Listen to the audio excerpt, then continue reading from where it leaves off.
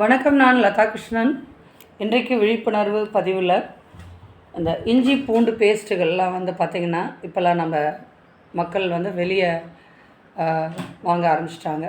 அதாவது அந்த இஞ்சி பூண்டு பேஸ்ட்டுகளை அரைக்க டைம் இல்லை அப்படிங்கிற காரணத்தினால வெளியே வாங்குறாங்க. அதில் சோடியம், இன்னும் சில புளிப்புத்தன்மை வராமல் இருக்கிறதுக்காக சில ரசாயனங்கள், அதுக்கப்புறம் பார்த்திங்கன்னா வினிகர், இன்னும் நிறைய கெமிக்கல்லாம் அதில் சேர்க்கறதுனால அது நம்ம உடலுக்கு ரொம்ப கெடுதல் அப்படின்னு சமீபத்தில் ஒரு பதிவு நான் பார்த்தேன்.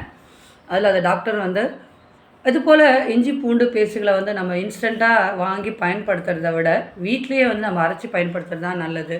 இது நம்மளுக்கு நிறைய வயிற்று வலியிலேருந்து, உடலுக்கு ஸ்கின் அலர்ஜிலேருந்து நிறைய ஏற்படுத்து அப்படின்னு சொல்கிறாங்க. இஞ்சி பூண்டு அரைக்கிறதுக்கு நம்மளுக்கு ஒரு 10லேருந்து 20 நிமிஷம் ஆகலாம்.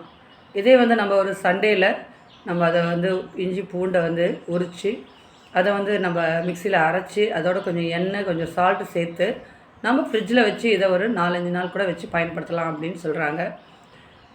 அது போல் பயன்படுத்தினா கூட பரவாயில்ல. ஆனால் வெளியே ரசாயனம் கலந்த இது போல் இஞ்சி பூண்டு பேஸ்ட்டுகளை வாங்கி பயன்படுத்தாதீங்க. அது நம்முடைய உடலுக்கு ரொம்ப கெடுதல் அப்படிங்கிறது தான் டாக்டருடைய பதிவு. அது எனக்கு தெரிஞ்ச நான் பார்த்த சில விஷயங்களை மற்றவங்களுக்கு ஷேர் பண்ணணும் அப்படிங்கிறது தான் இந்த விழிப்புணர்வு பதிவோட நோக்கம்.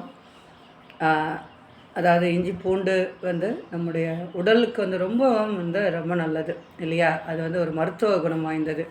அதை போய் நம்ம இது போல் ரசாயன விஷயங்களை கலந்து நம்ம சாப்பிடும்போது நம்மளுடைய உடல் நலன் கண்டிப்பாக பாதிக்கும். அதனால் நம்ம இந்த இஞ்சி பூண்டு பயன்படுத்தும் போது அது நம்ம வீட்டில் ஃப்ரெஷ்ஷாக பயன்படுத்துகிறது ரொம்ப நல்லது.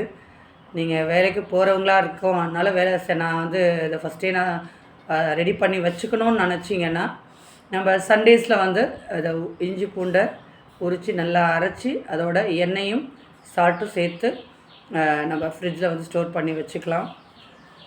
இந்த பதிவு உங்களுக்கு பிடிச்சிருந்தா லைக் பண்ணுங்கள், ஷேர் பண்ணுங்கள், கமெண்ட் பண்ணுங்கள். நீங்கள் சப்ஸ்கிரைப் பண்ணலன்னா பண்ணிக்கோங்க. தேங்க்யூ.